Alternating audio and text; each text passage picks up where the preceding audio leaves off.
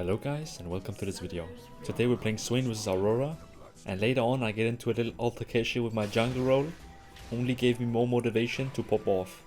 These are the runes I'm running this game. I'm trying out Cashback and Triple Tonic even before they get buffed next patch, just because I find them very interesting. Let's dive deep into the lane now and I'll show you a lot of good stuff about trading. Notice after I land E, I'm gonna fake walk up and then instantly walk back to bait out her Q. This is the basics of baiting out abilities, and this is very important if you want to succeed in mid lane. You need to be able to bait out these mages' abilities, because when their abilities are down, it's a key window to trade. Look, I wait for E when she goes to farm. Sadly I miss, but you get the idea. Again, I'm gonna walk up in a straight line and click back to bait out her Q. With her Q down, I get more free room to walk up in auto, and I can actually get to level 2 at the same time around she did. Look at this little movement minigame me and Aurora were playing. We're both walking back and forth. I end up winning it though, as I knew she was gonna dodge upwards. So I successfully land E, and then I'm gonna back off and give her as much space as I need until my cooldowns come back up. So she can't just trade back on me while I can't fight back. So now that my E and Q are back up, I'm gonna walk up again and get ready to keep playing the small movement minigames. Make sure you're always at least hitting the wave so it's consistently even. You don't wanna let her stack a big wave and crash it onto your tower. That's why I sometimes Q the wave. Look here, movement minigame again. I really understood her dodge pattern at this point, and I'm gonna walk up and try and bait out her Qs. With movement you can see she doesn't fall for it. The lower elo you go, the easier people fall for things. But I am playing on my main account in Challenger, so it is a bit more difficult of course. Sadly this E doesn't land on her, so I take a pretty bad trade. So now I'm just gonna hit the wave a bit. I'm gonna Q it to push it out. Look here, I hide my E behind the Q, and after I land it, I'm gonna again fake walk up and fake walk back to bait out her Q, giving me more room to breathe.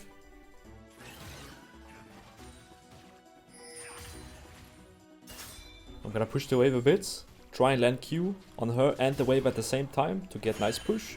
I land another E and get a great trade here once again. I see Viego bot side guys, this is why I'm hovering towards the top of the map. I'm not gonna go close down towards bot side, because then it's gonna be easy for Viego to gank. So look, Viego comes mid, but because I'm hovering top side, I can just quickly run to my tower and get out. Because I'm very low mana and she's positioning very aggressively, I'm honestly just gonna recall TP back and spend my money. Getting Fairy Charm as my mana item, and then I'm gonna just build straight into Liandry first. Since they do have Alistar and Scion, I think those two champs are very nice for Liandry. So when I come back to mid, I'm gonna shove out the wave instantly. I'm gonna W Aurora's TP to slow her down and give my team vision. And after pushing mid, so Aurora loses creeps, I'm gonna make my way down to try and cover my Rel. Rel gets out easily, so it's no problem. Just making a way back into mid lane once again.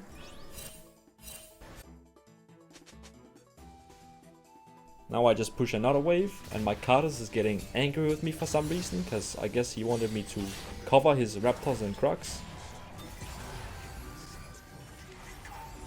I'm gonna go hover him here so he can steal enemy Raptors, and I can be there to help him if enemy team engages on him.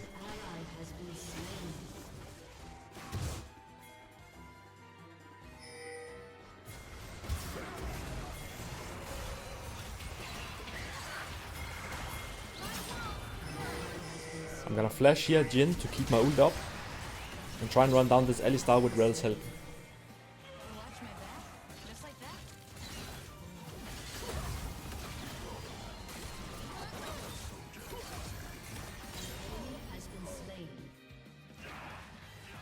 While running back to mid lane, I run into Aurora. I'm gonna be fighting her a bit, especially because she misses Q. I know I can kind of trade back on her, and especially because I have Rel on the way. Sadly, I'm just not able to connect any E's, and Viego flashes on me, so I'm pretty much dead here.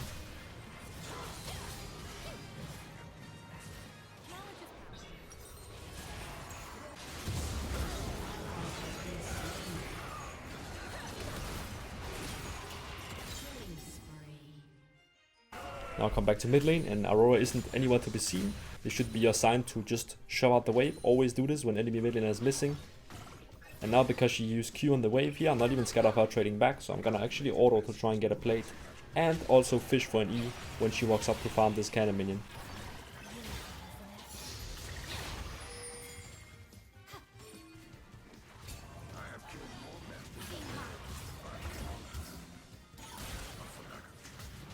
Sadly, I end up tunnel visioning very hard, and I didn't even notice that we were getting completely collapsed on. My card starts flaming me quite a bit here, calling me boosted. And I guess he knows me for some reason, because he says, when has this guy never not been boosted? So I guess he's played with me a few times. I have no clue who he is, of course, but I know most of the deaths I've had has just been kind of unfortunate.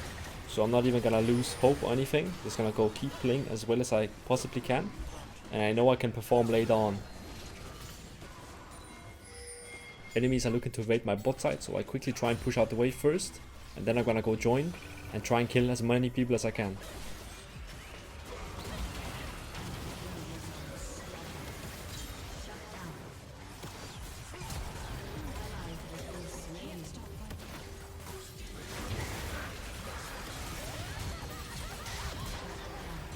We're gonna try and kite my ult now, and look at this, I'm gonna snap back last second here and try and catch Alistar off guard. He actually ends up flashing, and I'm just gonna run away now that my ult ran out. Quickly make your way to mid and try and push this out in time. Sadly, I didn't see this Aurora TP, so she's actually coming from the side on me here. So I need to flash her Q unless I wanna get one shot. No worries though, just get back at your health, spend your money, and then TP back to mid lane and get ready to fight with Israel.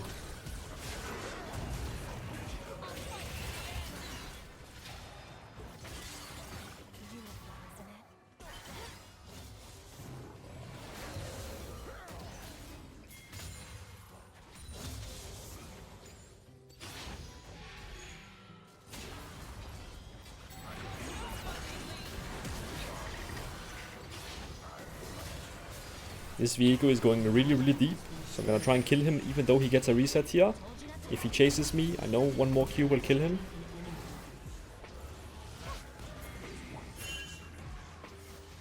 I can't chase anymore, so I'm just gonna make my way back into mid lane and kill some minions.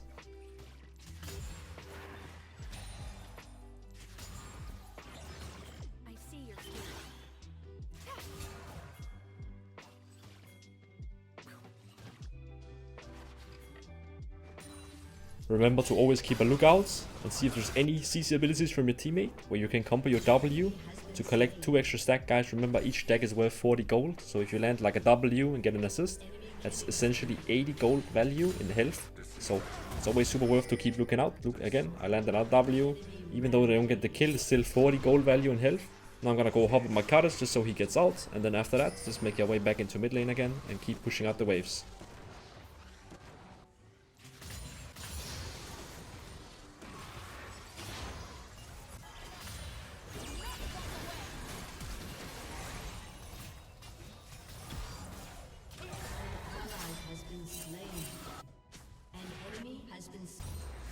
The mid game starts around 14-15 minutes, so I'm gonna base and let my ADC go mid from now on while I go side lane. A fight actually breaks out really early, so I'm just gonna make my way in there from the flank, pop ult early and just run a Jhin and kill him. After killing Jhin, just keep applying Liandry to everyone around you, and now you need to focus Viego so he doesn't get a reset. After Viego is dead, you can just kill whatever you want. I land a nice hook here on Aurora so we can just keep chasing. Don't chase in a straight line though, you know her abilities are coming up, so I'm ready to dodge already. Boom, I dodge the Q and then I turn and kill her, while she has no abilities to kill me. After she's dead, I'm gonna push out bot lane and catch some more minions before I recall.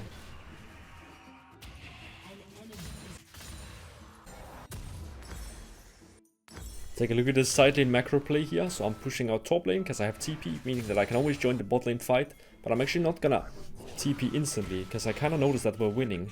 So when your teammate is already winning, it's better if you don't TP, and then instead you can push out top wave. And because I see that tier 2 is very low, I'm gonna not TP and join, let my team win the fight on their own, and instead I'm gonna push top waves, get the minions, get the 700 gold on tier 2. This is much more worth than me TPing down to a fight that's already won.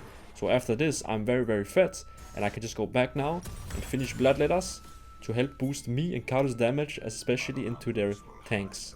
When coming back into the map here, I catch Swain off guard, and I'm just gonna keep running at him and try and run him down. Bloodletters and Liandry's helps a ton into Scion, so this is one of the reasons as well why I went this build. I just think it does a lot into enemy team.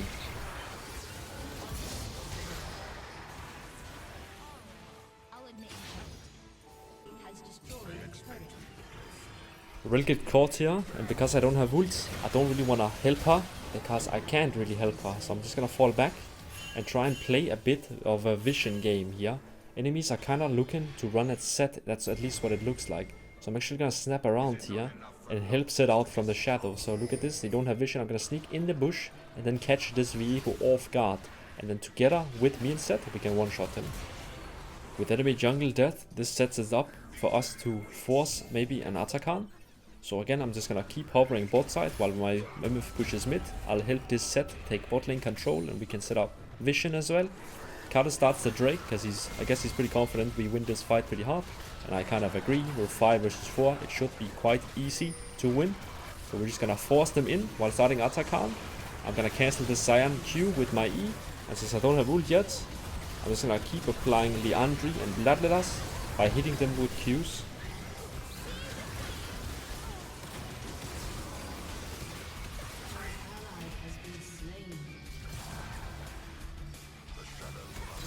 My ult finally comes up. I'm just gonna pop it and run into his Jhin. And with the Karthus ult, we clean up everyone.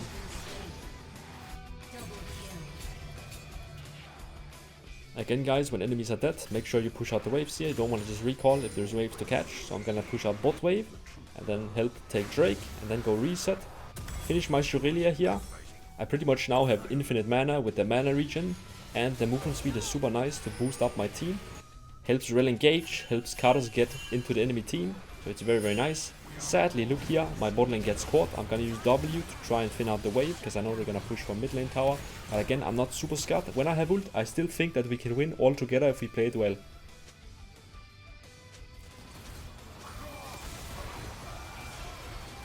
I end up chunking Viego quite hard, and with Set in the flank here, we get a mega combo on everyone, and now we just clean up everything. I think Set is doing such a great job this game, so I'm very happy with my top lane now. With enemies dead, we push out mid wave, and I'm gonna go bot lane and push out the bot lane waves. Time your W with Viego respawn here to take away his home guard and get a free stack.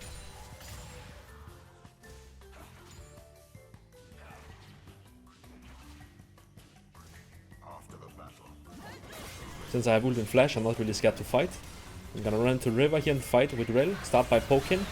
Now comp all your damage on the CC chain and just run them down.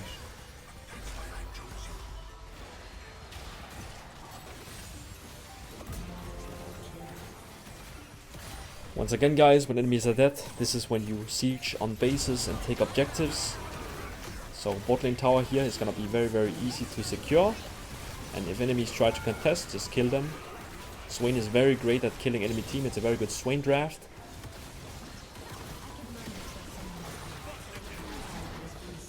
Once again guys here, time your W with Viego's respawn to get another free stack and to take away his home guard so he can't chase us. For my next item, I'm gonna finish Sonya's Hourglass. This is very, very good into enemy team as well, since they're very much melee, they have to run into me. I can use it to bait very hard. It also makes it so if Viego can't get a reset on me, he will typically die. So I'm feeling very confident now by walking up, and I know that we can win next fight extremely hard. So once my Rel is here, I'm gonna boost up everyone and try and catch somebody with an E.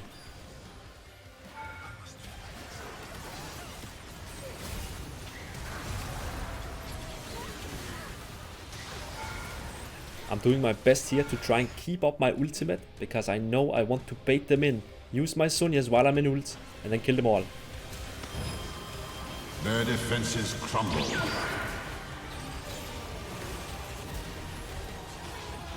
Me and Set completely slams enemy team here, and we can just TP in for the end. I hope you enjoyed this game.